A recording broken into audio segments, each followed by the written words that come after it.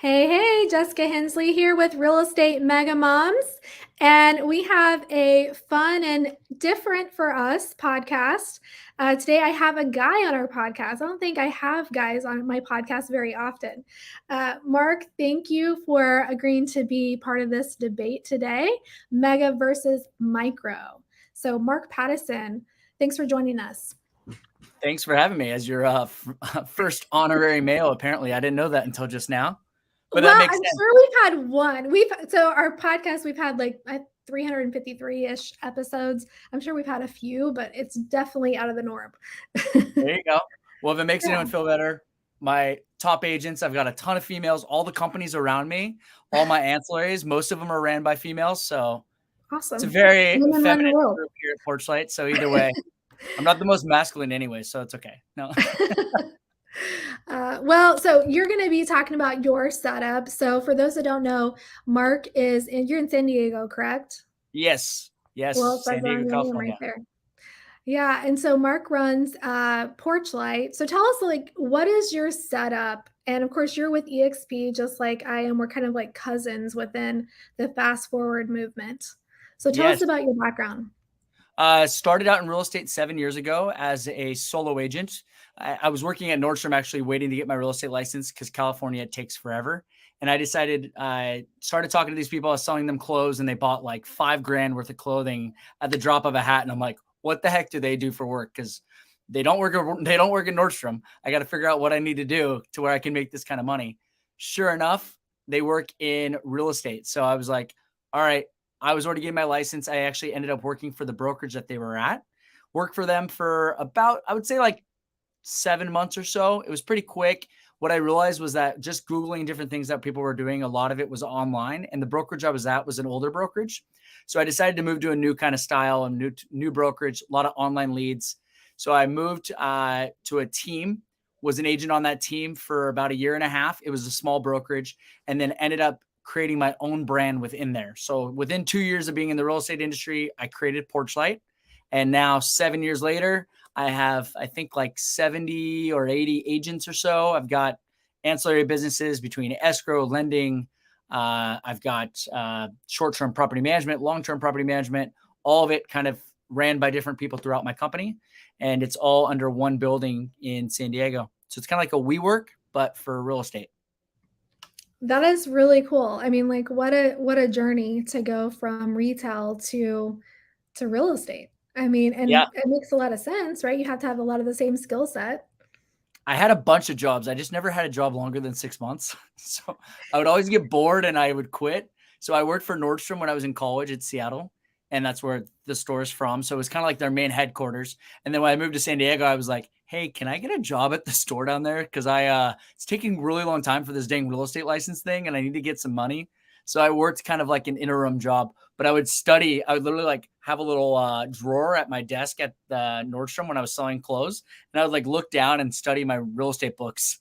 So then when I would go to take my test, I was like, all right, pass my test first try. But in California, it can take like 7 months, 8 months to get licensed. Whereas Wow. some states it's 2 weeks. So it's just a little bit longer Yeah. here. Yeah, I hear that about California. So you started out at a company and then joined a team, and then you Yep. decided you wanted to run your own team. So talk about like that journey. What was it like being a team member? And then, how did you come up with Porchlight? And yeah, I mean that progression. So when I was on a team, fantastic team leader. He's actually an EXP team now, or an EXP agent. I don't know how much of a team he has anymore. So I started out on his. His name is Jesse Zagorski. So fantastic guy, one of the most knowledgeable guys about real estate. Taught me kind of everything from A to B with online leads. Uh, I created a team within his brokerage. At that time, he was an independent broker. Decided, hey, he's going to move his brokerage to EXP. In the interim, I didn't necessarily move my team with them. It was kind of, we left before that happened, and but full circle, we're now all at the same company together, which is kind of cool, and still great family friends. Then I decided, hey, I'm going to create my brand within his brand. The reason being is I've always found myself as a natural leader. I think there's people that think that being good at real estate means that you'd be good at being a team leader, whereas they're completely different. Same thing as a lot of people will say, well, that real estate coach, he's never even sold real estate. okay, which NBA coach or NFL coach has played in the NFL, or which Olympic coach has made it to the Olympics. Coaching and being is something completely different. And I found myself to be a better coach than I did to be an agent. I'm a great agent, but I found coaching and bringing people up is a skill set that I had. And I just found okay, let's just do this on a scale. I was a smaller team when I first started. I didn't have 75, 80 agents. I was maybe, I think, like anywhere between 10 and 15 at most times. When we moved to EXP, I had 15 agents, and that was 3 years ago. And I think you told me you closed, like, was it $1 billion last Not a year? billion. I've closed over $1 billion so far. I think I'm at 2.5 Okay. billion Wow. total. Yeah. But for the year, I think the most I've ever done in a year is 672 million. Yeah. That's That was insane. the COVID heydays. Yeah. Those days are gone. Those are my old numbers. I'm going to keep, that'll be like, I'll always bring that up, back in my day. No. Yeah, yeah, I love it.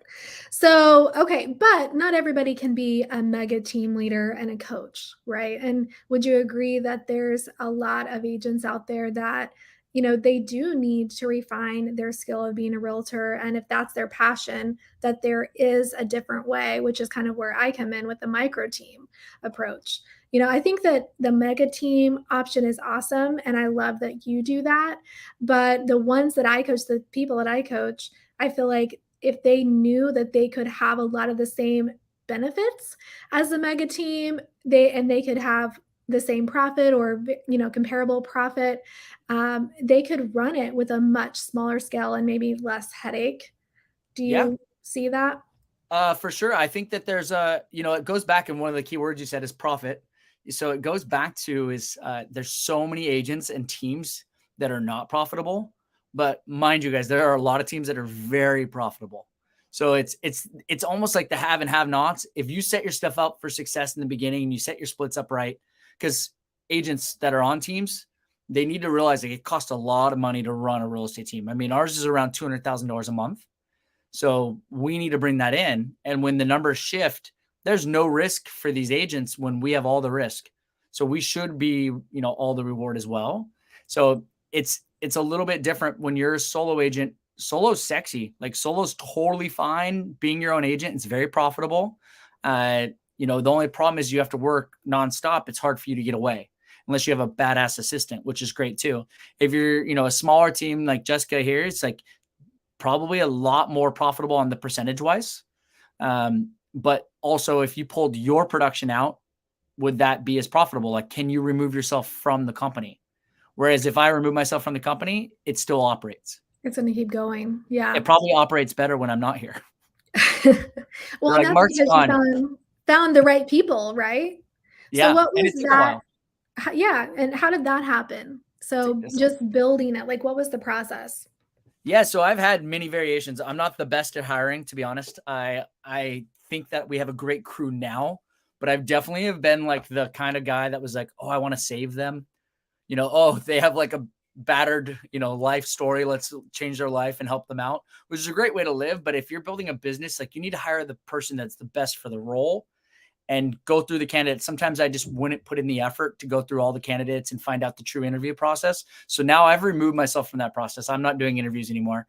I do want to have more of a tougher kind of edge for hiring the right agent. When I talk about hiring the wrong person, I mean more the staff, the people that are running the company. So I'm more the visionary. I run it kind of on an EOS more or less system. So I'm the visionary. I come up with the ideas, and then I have the implementers or the integrators that will actually make shit happen. So I'm someone who's good at doing tasks, but as a visionary, I just need to create ideas, and then I need to pass those off. So like 5 minutes before this call, I went to my assistant and I said, hey, here's some things that I thought of on this weekend. Bam, bam, bam, bam, bam. Like word vomit, all the different things I needed from her this week. And I prioritize it. I give her, I'm like, hey, this is high priority. Work on this one first. This one doesn't really matter. It's just an idea. This one, communicating that effectively, and then she can get to work on what actually matters. Yeah, absolutely. And that's how I run mine as well. Someone said I think this was my team, Katie. Yeah. So I just got out of my level 10 meeting and kind of same situation. And we run EOS too with micro team. And what I've done is taken the EOS system for the smaller real estate team, micro team. And I was able to say, okay, here's your marching orders. And I agree with you. I mean, my production is integral to our profit. I mean, that's how I have it set up. So all of my transactions run under my license so that I can keep more and I can do what I love. And so for me, and I will preface this too. I don't think either one of us are saying either way, micro versus mega is wrong. But what I am saying, and I think you would agree with me, is you kind of have to start with the micro and dial in your systems, find the right people for the right roles, and understand your business. And something I've been saying to my students a lot lately is you need to hire yourself first, but before you hire anyone else. Hire yourself for every position on your team and then fire yourself as quickly as you can. Right. And so what I've decided is the place I want to exist and I choose to exist on my team is the agent seat. And I've been able to consistently work in my business with production numbers above 100, between 100 and 150 every year, working less than 20 hours a week. Because the only thing I do in my business is show up for the appointment, for the buyer consultation, listing consultation, and I negotiate. And every other aspect of my business is handled by a team member, which I think, is kind of where you started, and then you replaced yourself with the agents, right? Yes. Yeah. And mine was probably even earlier on than I should have been. I kind of fell into the team creation. And it was like, shit, should I even have a team at this point? But it was like, well, there's no turning back. Even though there's so many times I wanted to fire my team and be like, I'm just going to go solo. I definitely had those moments. But yeah, I have been able to replace myself. And like you said, you chose the agent seat. I chose the visionary seat, the CEO, the one that's just going to create ideas. And like Kyle Whistle, for example, he chose, I believe, the last time I talked to him, he's in the marketing seat. He loves marketing. He loves generating more for his team. And so everyone has, whatever you're passionate about, create your day-to-day and create your team around whatever you want to do. So, Jessica, I mean, you could have a mega team and still stay in the same seat. Yeah, We can no, do I that. agree. There's no rule book. Yeah. Yeah, no, you're totally right. And I have a couple agents that they work outside of the micro team setup. So I do have that locally. And we are talking about expanding.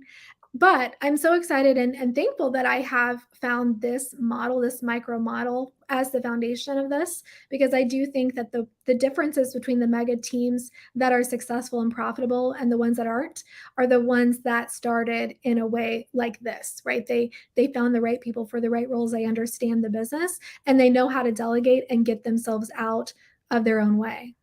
Yeah. And to be honest, guys, I think I would love to. People always ask me, they're like, how do you do it? How did you get to this big team? How do you make sure? It's like, okay, well, which brokerage are you at? No offense. I love all brokerages. I think each one has its own purpose. But if you're building a team, it's really hard if you have a split with a company, even if you're on a 90-10. Say you're not in production. For me, being a mega team and being a team leader, I have to focus on the bigger, hey, let's build the brand.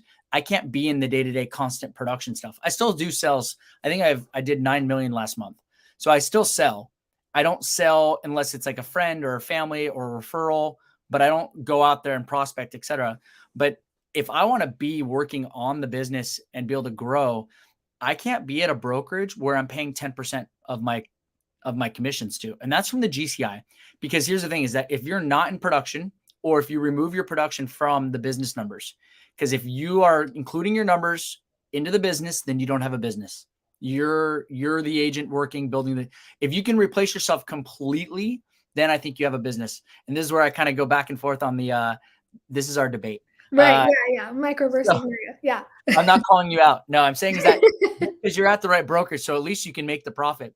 But say you're out of production and you get 20% profitability, which a lot of these teams, 20%. I just had my team running numbers from last week. From 12 months, rolling 12 months, we're at 33%.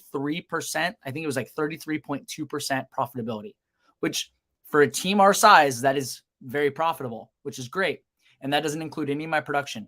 Now, if you go out and if you remove yourself, and if I'm just giving, Compass or Keller Williams or whomever that 10%, which is a great split, well, then that just took my 33 or 32 to 22. you're not paying them a 10%. You're paying them a 33% because you're taking away a third. Now, if you're like most teams, you're 20% or less, you're giving up half of your commissions to a company. So when people ask me, how do I grow? It's because I have a company backing me and brokering my deals that supports team growth. I was 15 agents when we moved over. Now I'm 75 to 80, and we don't even have a recruiter until last week. Imagine once we start recruiting. Wow, we might actually have a few hundred. But right now, this is all just natural. So like align yourself with the brokerage and the groups that are going to actually build you up. Jessica and I, you said in the introduction, we're not in each other's downline. Right. We're next to each other. We're cousins at EXP somehow through someone, but that doesn't matter. We still are willing to help each other out because that's the EXP motto. Like we want to see each other succeed. Yeah, whether you want a mega team, micro team, or want to just be solo, really EXP is a game changer. And what's really cool, I've been able to take a lot of my students through what I call it. I have an income model calculator for them. So I can show them, I can model out if you have these positions on your team and you do X production and you have this split with your brokerage, this is your net. And every time I do it, it's like there's this click. They're like, wow, I didn't realize I was paying my brokerage so much. There was a couple here recently that number is like between 60 and 100,000. And I'm like, girl, if you just made a little bit of a move here, you could pay for your admin and your staff out of that. And then your net's even going to be higher. So but then they say, well, they don't have an office. Okay, well, we bought our second building. Like that's how much you're like, you own the buildings. You don't even have to rent. You don't, it's amazing. I freaking love EXP. But yeah, there's like, it's just like, it feels good. And also just the broker and the founder, Glenn, is like the coolest guy ever. He actually cares about the agents. Like he's on a text thread with us, like talking about virtual assistants and talking about different types of lead sources. This guy's a billionaire and he's sitting here just like texting back and forth with these. I think I'm a minion. I'm like, what is he talking to me for? But it's great. He actually cares. Yeah, I mean, somebody asked me the other day, what was the difference? What's the big draw? And of course, I love the rev share, but like rev share aside and cap aside, I feel like I have proximity to the best, the most brilliant minds in this industry without having to pay for it. So just because I'm in Kyle Whistle's downline and Dan Beer's downline, like you are with Fast Forward, I get access to these amazing masterminds. So one's happening today at 12 Central Time.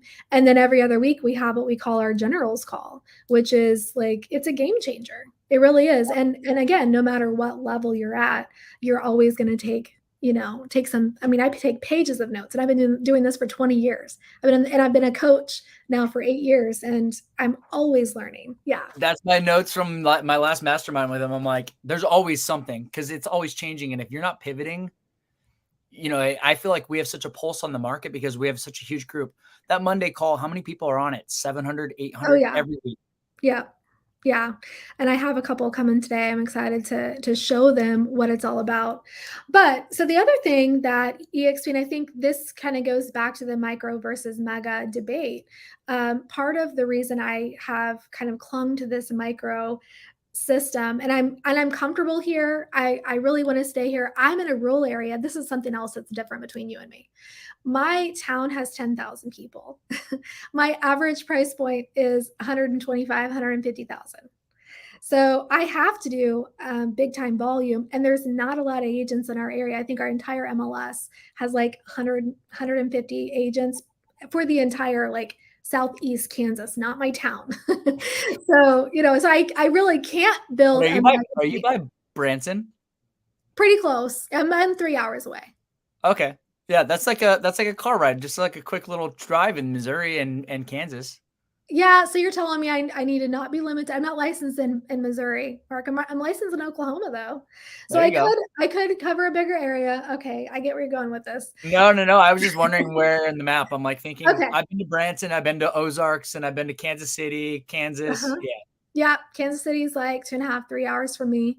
So my point is, I enjoy my setup, and I want to show, especially the solo successful agents that are like, a lot of their concerns are they're lonely, they are burned out, they feel like they have to do it all. Like you said, these people feel like they're married to their job, they can't get away. I don't feel like that. I can take a break. I can leave my business for 3 weeks at a time, like I did this a couple months ago, and my business is in place. Everyone is taken care of. I came back to 5 closings that week, and I think I didn't see 3 of the houses. So I do not feel like I'm married to it. Yes, I'm in charge of it and I'm managing it, and I am making sure everyone's doing and holding them accountable. But because I have the right people in the right roles, I feel like I have that freedom. And so that's why I love the micro setup, I guess.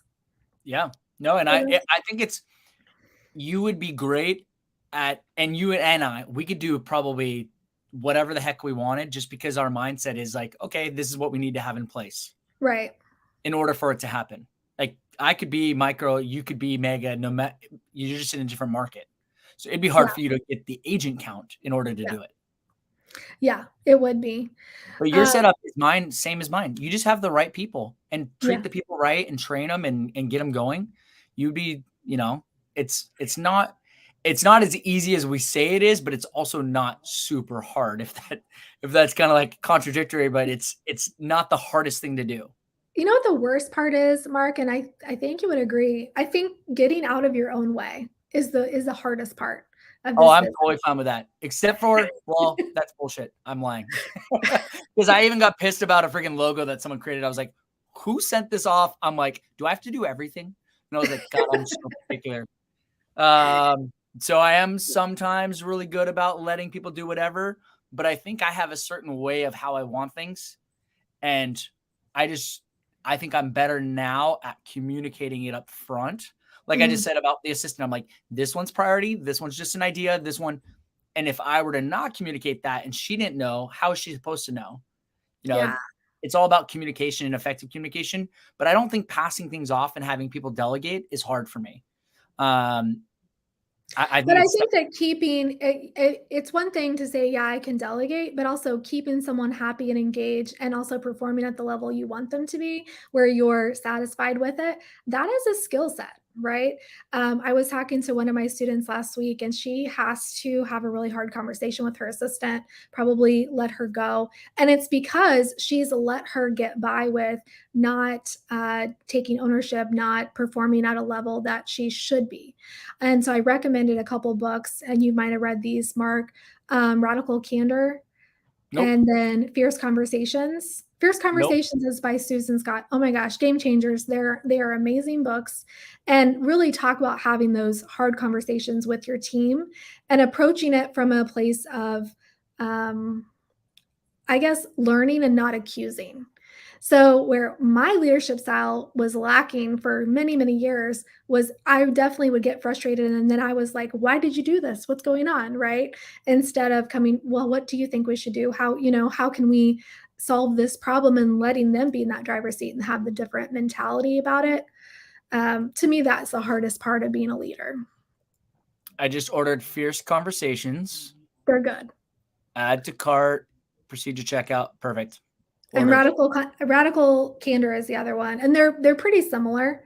And I don't think you were never at KW, were you? No, I was Okay, not. I was at KW and I went through Bold. And what's funny is Fierce Conversations, like word for word, a lot of the stuff they taught in Bold. So I'm pretty sure they got a lot of those ideas from her Wait, book. okay, so brokerage that, and this could be that we already agree on the mega versus Yeah, micro teams that we could be whatever one we want to be. And it's I think like you said, and we've talked about is just profitability. Well, yeah. let's talk about you mentioned KW. Now KW talks about training. Mm-hmm. Mm-hmm. Now with you having to go through Bold, and did you have to pay for that, or was that part of their training because their training is all part of their company? I would have had to pay for it. My when I went over, part of my package was that my market center paid for my Bold, and also I went through career visioning and a lot of their other classes that first year. But Okay. I did pay for my team to go through Bold. I paid for each of my agents. And how much is it? Do you remember at I that want to time? say it was like $600 or $700, maybe. It might have Okay. been more. Yeah.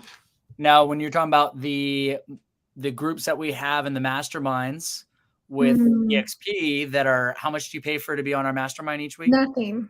Yeah. And what do you think the content is better, or do you think Yes. it's Isn't that crazy? And I hate when people say something's like a company's good at training. I'm like, no, they're not. Why do they have so many failed agents? No Mm. offense.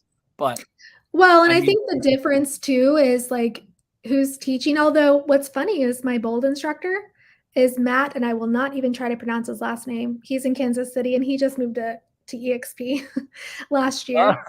Yeah. And I was like, dang, you didn't ask me to be your sponsor, but I'm sure he had someone else lined up. But anyway, but their instructors a lot of times are not like the best of the best. And I feel like that's what we get because of the icon program. So for those that don't know, if you sell a certain amount, you qualify to be an icon. And it's not just volume, it's also like number of transactions. So it's a pretty good amount. And you're required to give back. They call it a cultural requirement. And a lot of us choose to teach in the world. So, not only do we have access to that mastermind through our upline, but also in EXP, you have the best of the best agents teaching every topic you can imagine: AI, Instagram, farming, expireds, everything you can think of is out there. yeah. And it's insane about how much content and free trainings. It's like 80 hours a week. That's just on EXP World. And then our fast forward movement that we've been talking about, that's a group within EXP. And all of our trainings are completely different than EXP. So it's kind of cool is that we're able to have all this access to all this training for free. And it's the people that are training are the people that are doing, which is fantastic. And I forgot to say this, and the reason I brought it up at all was, what about agents on the mega setup and the traditional setup? Part of my issue was I would bring these agents in, train them, pour my heart and soul into them. And I probably just took it way more seriously than I should have. But then they would leave. They would go to a different company or leave my team somehow. And my solace has been with EXP is like, I'm cheering for them if they leave my team. We're good. Right? Do you feel like the same? Do you have a lot of turnover with your agents? We have a lot of turnover, but not within once they're past their first 6 months. No, but their beginning stages for sure, because we kind of just, hey, sink or swim, baby. Let's go. Like that's how I kind of feel like I don't train the new agents. We did just hire when I sent you that recruiter. She's in charge of the agent's first year. So I think the agent success is going to be a lot more because I do think it is a little bit tougher. Market is a little bit harder than what we've experienced before. So she's there to be their kind of person to lean on. So I think we'll have a little bit more success that way. But we've never really been the one to hold their hand. I always Yeah. think it's like, if you want to succeed or if you want success, you got to want it yourself. I can't want it for you. Yeah. And that's a hard lesson for me that I Yeah. had to learn. You can't want it for them. And So I as think that that's why I took back. I mean, just to be honest, Mark, I took back ownership and responsibility and expectation. I wanted to live in a state of less expectation from agents and more yeah, expectation of myself. And instead of doing it all myself, forming a support team around me that could help me exceed my own expectations. yeah, you can't expect or have these expectations for others in your life, especially agents. Like I said, if they don't want to be successful, if they don't want to sell 36 homes, they're probably not going to sell 12. So it's, Yeah. let them, and also communicate with them, find out what they want, find out what their journey is. Don't try to convince them this is what they want. I think that was my thing a lot of times is like, oh, you could do this, you could do this. Is like, that may not be the thing for everyone. And my brother says it all the time. He's like, well, so and so, they're, these people are lazy and this, that kind of mindset. And I'm like, hey, look, if everyone kicked ass, you'd be at the bottom of the totem pole because you barely work. Like, come on. Like, if we were all me, your ass would be like the one that couldn't afford anything because, hello, we're just going to keep climbing the prices. So you got to be grateful for the ones that aren't going to crush it because otherwise you wouldn't stand out. I Yeah. say that I'm like, the reason why I'm successful is probably because I'm in San Diego. San Diego's very chill. We're very like laid back, easygoing. I don't know if I could make it in New York or LA. I probably would. I would adjust, but still, I think it's my surroundings and just what I've created here has helped me become successful. But we got to be, meet people where they're at. And if you're creating a smaller team, you probably have to have your per agent production a lot higher to be worth it for you. But then you got to be cautious that people might leave. If you're a bigger team, it could be fine that your per agent production is lower, but someone leaves, the percentage of their sales of your total is very minimal. Well, and there's that kind of balance too that I think a lot of people get caught up in. Is there's this profitability with the micro method, and then there is profitability where you're at, but then in the middle, right? So where is that threshold, and how do you know when to push through? Because I Yeah. mean, like you said, that's a harder feat to have 5 agents that have to do whatever 25 or 30 versus, you know what I'm saying? Yeah, it is hard. And then when one leaves or two leave, you're just like, oh my gosh. Now, Yeah. I mean, I don't want people to leave, but I have a path for my agents and it's clearly lined out in the beginning. So that it's just, here's your path, follow it. You will get to, this amount in income per year. We kind of created a little candy land. Like Hmm. this is when you should buy this house. This is when you should buy this house. Oh, there's dogs going crazy in my office. I don't know if you could hear them. Yeah, that's Um, good. we have a bunch of dogs in our office. But we have this little journey. So we let agents know what to expect because they come on and they see, this girl that's been on our team, Allie, makes like 750 plus a year. You don't one deserve that year one. She works her freaking butt off. She's been our top agent maybe the last 4 years. And she's got that time with, people, so much more time and so much more past clients. And I think that it's important to really teach people that in the beginning. Yeah. Well, this was a good conversation. We'll have to do it again sometime. And if anything, we got to talk about a company that we both love and have, I think, contributed to both of our success for sure. So No, for sure. thank I'm you, Mark. excited to see. I want to see your calculator that you have. Okay. It's proprietary. No, I definitely will be happy to share that. So, all right. For Thank you, sure. Mark. Have a Bye. good day. Bye-bye.